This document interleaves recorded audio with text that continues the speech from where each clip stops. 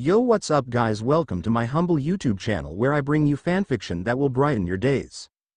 Before we start, a subscribe is greatly appreciated, and don't forget to leave a like and ring the bell icon so you won't miss exciting new fanfiction stories.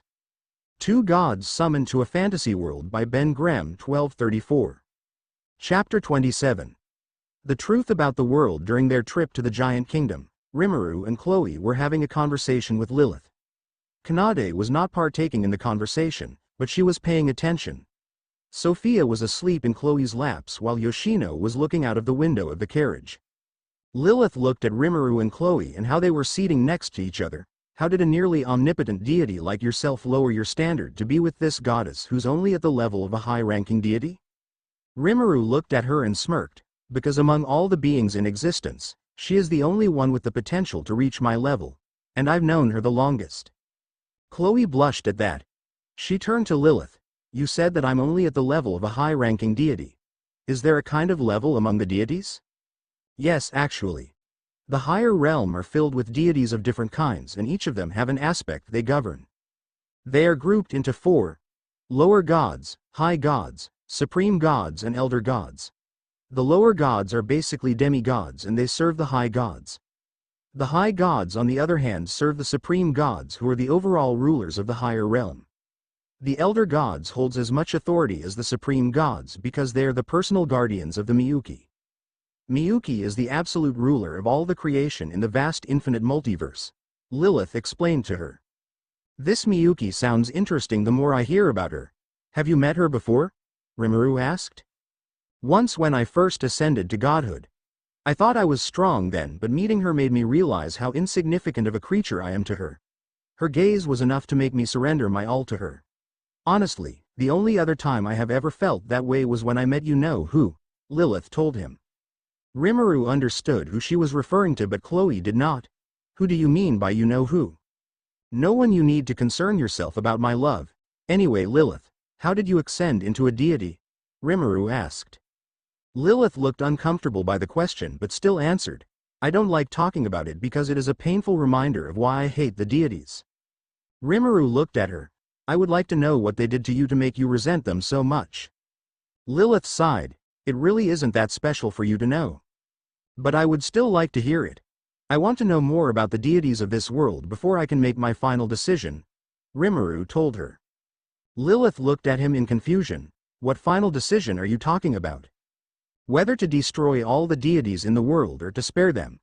I originally came to this world to have fun, but seeing that the deities' influence not only spread to this world but to other worlds as well, I'm debating if it is a good idea to leave them be, Rimuru explained to her. Lilith gasped and looked at Rimuru with hope. Will you really erase the deities? Yeah, Rimuru. Do you plan to erase all the deities? Won't that affect the balance of the multiverse? Chloe asked. Nothing is set in stone yet. I still need to see these deities with my own eyes before I can make my judgment, Rimuru told them. What about Goddess Miyuki?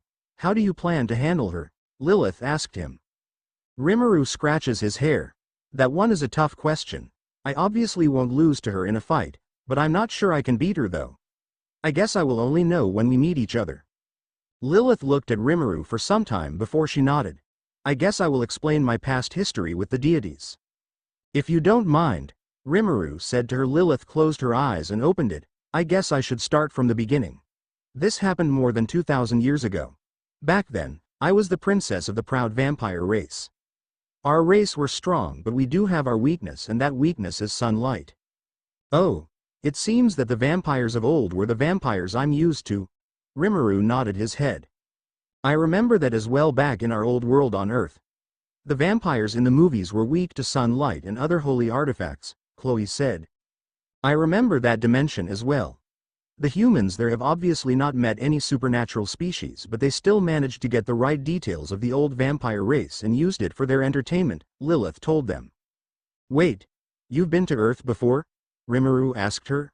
I've been alive for a long time and I did a lot of travel towards many worlds during my long life, Lilith explained to them. That makes sense. Please continue your story, Rimuru said to her. So as I was saying, the vampires were strong and we lived in peace at the time, but we discovered the truth of the world which changed everything and sealed our fates, Lilith explained. What truth might you be referring to? Chloe asked her. Rimuru didn't speak because he has already figured out this truth the moment he stepped foot into this world, but he needed to hear it from another's mouth to confirm it for him. Lilith looked at them deep into their eyes.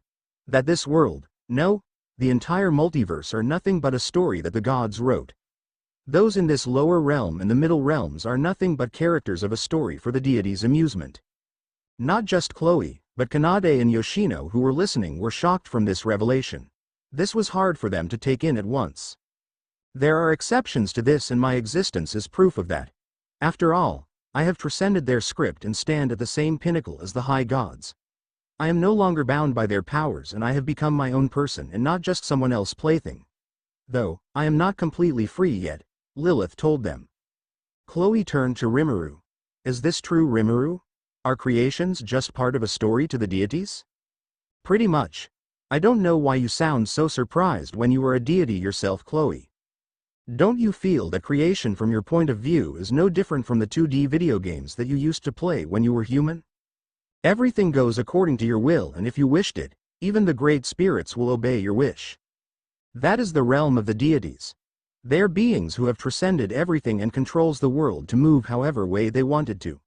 To being like us, creation is no different from 3D video games or stories that humans wrote for their entertainment. If the concept of creation can be described as a book, then the deities are the readers who read said book. That is the truth of creation made by Veldanava, Rimuru told them. Kanade bowed her heads in thought.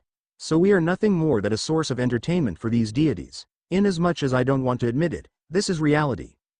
My only hope is to continue to stick to Master because he is our only savior from this crisis. Everything His Holiness Rimuru said is true, Lilith began, and my people were unfortunate enough to discover this truth. Because of this, a high god was sent to erase us. Maybe it was because the deities were bored, which is why a high god came personally instead of just erasing us with a snap of his fingers. We vampires had no way of resisting the power of the deity, and the one who came was a high-ranking deity no less. He took pleasure in watching us burn slowly, and we had no way to resist.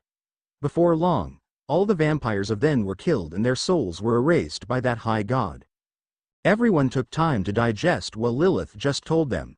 For people like Kanade, she accepted that even she as strong as she is now will be helpless in front of that kind of power.